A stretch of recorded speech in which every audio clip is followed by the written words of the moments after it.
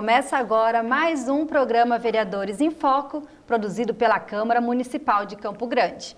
Nesta edição, vamos conversar com os parlamentares sobre suas atuações na capital nesses 2 anos de mandato e quais são os seus próximos projetos para a cidade. Hoje estamos com o vereador Betinho, que está no seu 3º mandato. O parlamentar é defensor da inclusão de assistentes sociais e psicólogos nas escolas da capital. Atualmente é o 2º vice-presidente da Casa de Leis e presidente da Comissão Permanente de Finanças e Orçamento. Obrigada, vereador, pela sua participação hoje aqui no programa, junto com a gente. Muito obrigado. É sempre um prazer estar aqui para trazer informações e esclarecimentos sobre a nossa atuação parlamentar. E para você ficar por dentro do dia a dia do Legislativo, siga as redes sociais ou acesse o nosso site. Bom, Betinho, vamos iniciar aí com um destaque desse orçamento de 2023, que foram as emendas impositivas, né? Qual que é a diferença dessas emendas? Foi algo histórico, né, inédito, que a população agora de Campo Grande tem um instrumento através dos vereadores. Era algo que, um desejo antigo da Casa de Leis. As emendas impositivas, ela é diferente das ordinárias, né? O nome, até pela força do nome, se trata de caráter impositivo, ou seja, ela deve ser cumprido dentro deste exercício.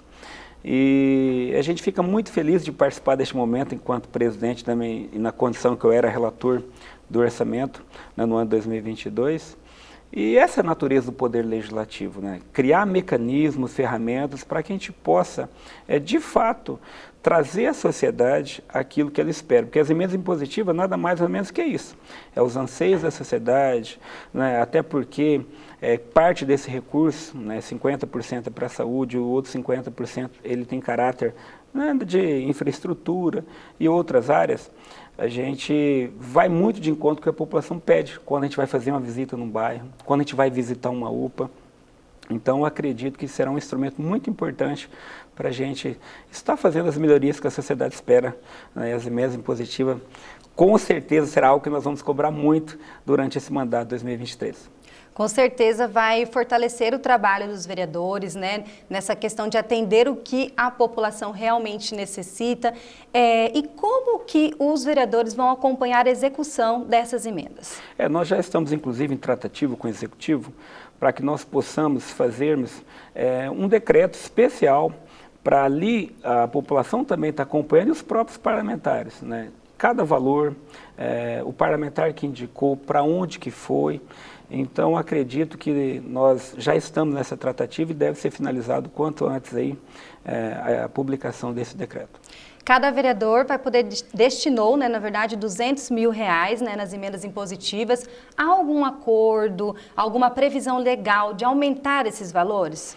Na verdade, legal não, porque o texto diz, né, que até 0,5. Então, não deixa uma margem específica. Mas, obviamente, né, que é natural que os desejos da sociedade e nosso também é sempre que a gente possa melhorar. Então, é uma das discussões que vamos fazer para esse ano, né, para o próximo orçamento, na hora que começar a discussão, a possibilidade, sim, de nós aumentarmos esse recurso para melhor atender as demandas da sociedade. Com certeza, vai dar mais credibilidade, né, mais fortalecimento mesmo no trabalho do vereador. Em relação às emendas ordinárias que você citou anteriormente, qual que é o objetivo? Quais são os objetivos dessas emendas, né? Como que elas também organizam o orçamento do nosso município? Elas são muito importantes porque dentro das ordinárias, né, e dessa feita por não ter antes um time positiva, todo aqueles anseios mesmo que chega, desde a pavimentação asfáltica, né, academia ao ar livre, mas ela não tem aquele caráter obrigatório, né? Então, obviamente que o Executivo vai olhar dentro das prerrogativas, dentro daquilo que ele entende no plano de governo que ele deva estar fazendo, mas ele não tem a obrigatoriedade. Então, muitas vezes, tem demandas que são colocadas como emendas, né, ordinárias, até aprovadas, incorporadas ao orçamento, e muitas vezes não executadas, justamente por ela não ter essa finalidade do caráter impositivo. Agora, com as emendas impositivas, não, né? Nós temos instrumento, é um valor até reduzido, mas é um valor que o Executivo pactuou, que ele tem condições de estar executando. Então, por isso, é mais um motivo que a gente vai estar aí cobrando para que a gente possa, de fato, ver todas as emendas, quando chegar ao final de 2023, concluídas. E como que, vereador, você mantém esse contato com a população nos bairros, né, para poder entender quais são as reais necessidades desses moradores? Bom, nós temos a nossa equipe, né, chamados assessores externos, que eles estão em campo mesmo, diariamente, olhando em loco, a cada demanda que surge. Tem também as nossas redes sociais, Instagram, Facebook, e, por incrível que pareça, chega muita demanda, a população ela vem ficando cada vez mais participativa, cobrando, e deve ser assim, né? É tão bom quando chega um elogio, mas também chega a cobrança, né? O meio da gente, porque Campo Grande ela cresceu muito, se desenvolveu, tem muitos bairros, então não tem condições de você estar acompanhando tudo.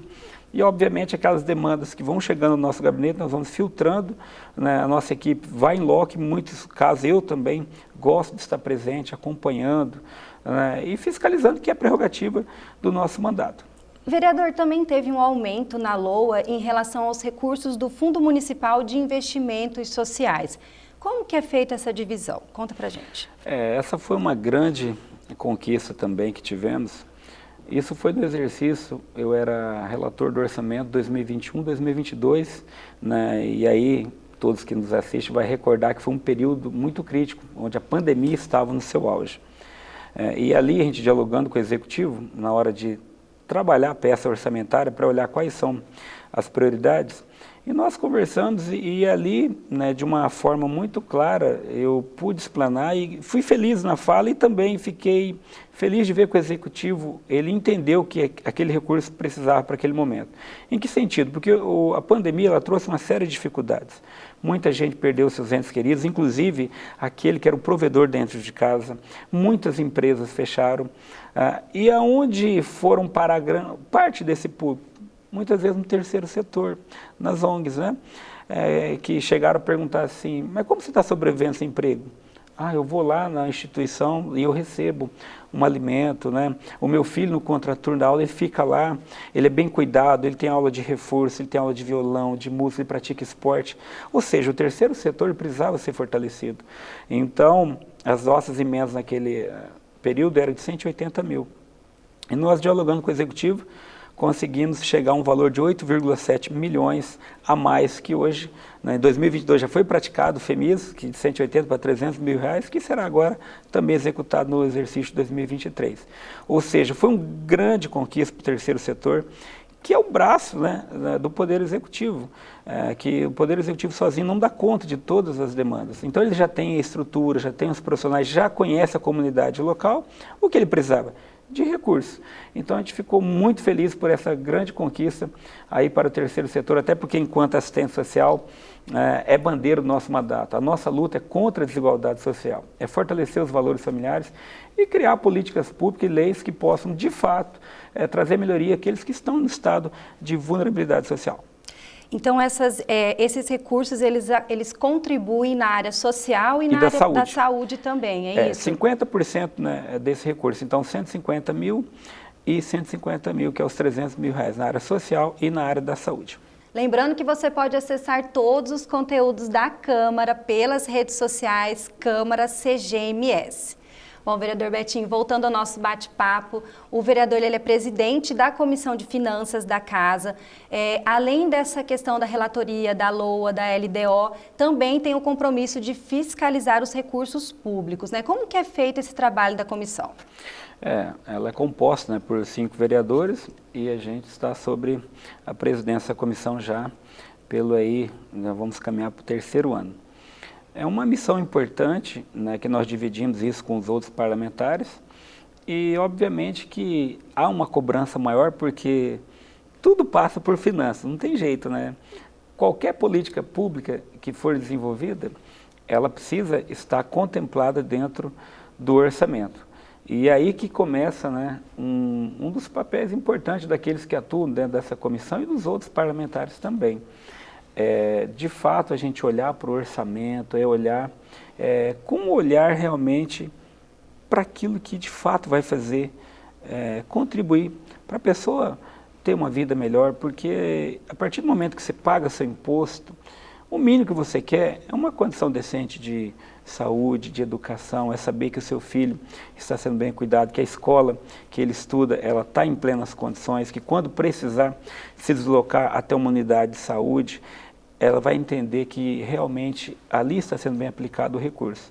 E tudo isso passa pela Comissão de Finanças, esses debates, de nós também acompanharmos, né, aí tem lá no Diário Oficial, que é uma das questões que a gente olha as publicações, né, o que está sendo projetado de investimento para a saúde, para a educação, para a assistência social, para a infraestrutura, mobilidade urbana.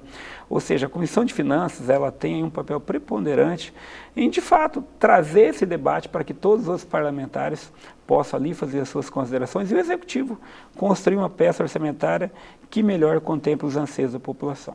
Em relação ao trabalho da comissão também, como que vocês vêm acompanhando essa dificuldade do Executivo em equilibrar as contas e fazer os reajustes aos servidores que já foram garantidos? Esse é um debate que, a partir de até então, eu acredito que vai vir com muito mais força. Por quê?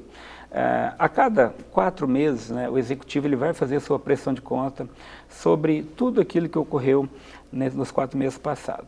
Então, ali a gente tem um extrato completo dos recursos da União, do Estado, né, aquilo que o município arrecadou. Mas nós temos também, não podemos se esquecer que nós saímos de um período de pandemia, né, que nós agora sim, de fato, tem ainda alguns casos isolados, mas não com aquela força toda que foi nos 2 anos anteriores, 2020, 2021, 2022, e se acentuou muito. Então, obviamente que também as categorias naquele momento não poderiam dar reajuste, né, então ficou um tempo a economia, a arrecadação, de certa forma, ela perdeu a nível municipal, o Estado aportou, o governo federal ajudou. Então eu vejo assim, a economia agora ela está começando a reagir. E aqui, falando especificamente, nós temos algumas situações, né? Você tem as categorias que merecem sim o reajuste, mas também houve uma questão da mudança da lei de responsabilidade fiscal, né? Que isso é para todos os gestores, no Brasil todo. Então isso trouxe uma série de dificuldades, porque estourou o limite, né? Hoje do limite máximo 54%, que a prefeitura está em 57%, e já teve em patamares mais elevados, né? Isso vem diminuindo. Então tem até o ano de 2032 para fazer essa adequação. Então aí começa o embate, você tem um direito legal das categorias que merecem reajuste, e aí você tem uma questão de uma lei, né, que se não respeitada pode incorrer inclusive em crime de improbidade administrativa. Então vai ter que ter uma habilidade, né, de conversar, de buscar um entendimento com as categorias, para ver qual a melhor forma de estar fazendo, garantindo os direitos, mas também não se esquecendo de cumprir com o que a lei preconiza. Importante ter o diálogo, né, e esse trabalho em conjunto, né, do Legislativo e do Executivo. Vereador, uma luta antiga sua, que são de ver na prática a inclusão, contratação dos psicólogos e assistentes sociais nas escolas, que já é previsto em lei também. Como que está o andamento para cumprir essa norma aqui no município? Esse é um assunto que eu gosto muito. Eu posso dizer que é uma das leis que, embora é uma lei federal, a 13935 de 2019, nós estamos há 5 anos lutando por isso. Mas fazendo um resumo, para que essa lei, de fato, ela pudesse ter, como eu posso dizer, a viabilidade de acontecer, teve que ter uma mudança na 1413 de 2020, que é a lei do Fundeb, que é o Fundo que Financia a Educação Básica. Hoje eu já vejo com bons olhos a possibilidade disso acontecer. Por quê? Por mais que você tenha a questão, né, aí fiscal, mas nós não estamos falando de recurso da fonte 1. Né, já vem recurso, porque com a mudança da lei do Fundeb, o governo federal até 2020 tinha que investir 10%, né, desse recurso que a União arrecada, repassar aos municípios. Com a mudança da 1413, até 2026 vai chegar a 23%, ou seja, vai mais do que dobrar. Então, 2021 foi para 12%, 2022 para 15%, esse ano vai para 17%. O ano 2022 fechou em mais de quase 500 milhões de reais. 2022 foi 758 milhões de reais, ou seja, tem recurso. E já amarrou a 1413 com a 13935, que você pode pagar psicólogo e assistente social. Por que eu defendo?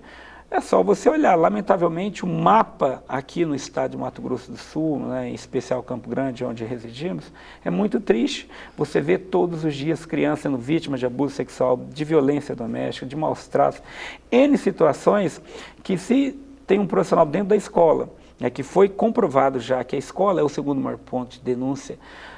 Então, você ter alguém especializado para humanizar, para conversar com essa criança, para entender, poxa, uma criança que brincava, que se divertia, que tinha boas notas, de repente ela está reclusa em um canto, não quer mais conversar, ela mudou seu comportamento, opa, ela está dando algum indício que alguma coisa está errada. Então, é uma pauta que nós vamos sim, já está em tratativa inclusive, né, esperamos aí que, se Deus quiser, o primeiro semestre de 2023, a gente já tem algo de concreto, está em tratativa para tentar fazer um TAC, um termo de ajuste de conduta, com o Ministério Público, para criar um mecanismo que nós possamos, de fato, colocar esses profissionais para atender as nossas crianças e que vai muito contribuir também para o trabalho dos professores, né?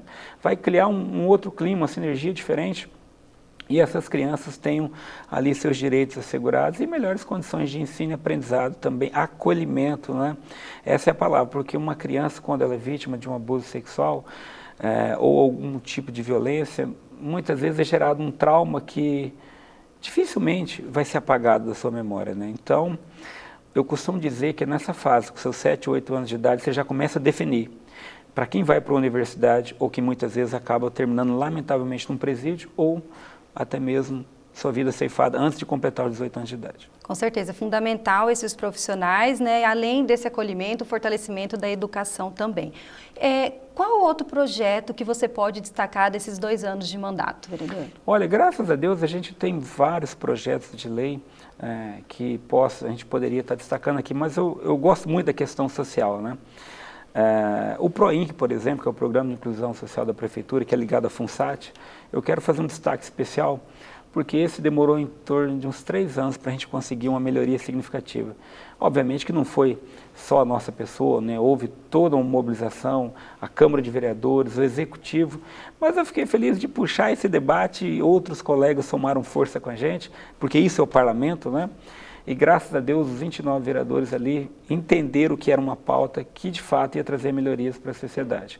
Então, o PROINC, para você ter uma ideia, a pessoa, né, por exemplo, o seguro de vida, quando ele tirava férias, ele não tinha direito, porque era um programa, não é registrado, né? E nós olhamos, quer ver uma grande injustiça? Foi um programa social que tinha uma grande injustiça social. As mamães não tinham direito à licença maternidade. Você imagina uma mãe que no momento que ela mais precisa ser cuidada, eu descobri isso como? Uma visita que eu fui fazer num bairro e, por acaso, né, eu fui ver uma questão de uma rua que estava ali com um problema e ela era uma beneficiária do PROINC que estava gestando e falou, Betinho, ela foi fazer um questionamento, olha, eu fiquei sabendo. Eu falei, mas como assim? Daí que eu fui estudar a lei, de fato, realmente não tinha.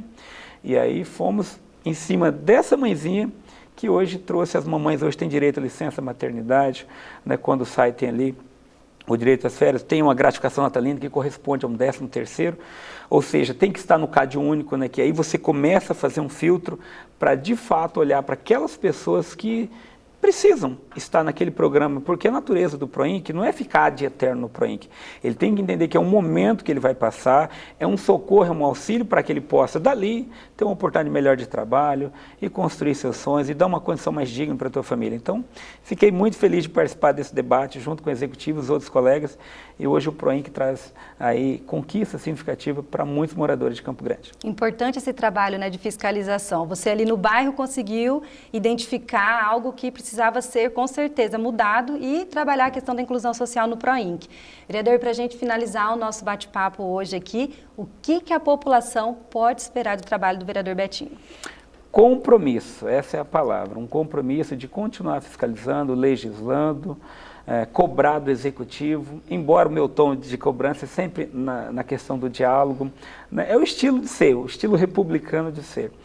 Eu acredito que com bom debate nós conseguimos avançar, construir boas políticas públicas e o mandato do vereador Betinho está à disposição da população de Campo Grande. Muito obrigado. Obrigada, vereador, pela sua participação hoje aqui, um ótimo trabalho e ficamos por aqui com mais um Vereadores em Foco. Acompanhe todas as notícias da Câmara de Vereadores pelo site ou pelas redes sociais e até a próxima.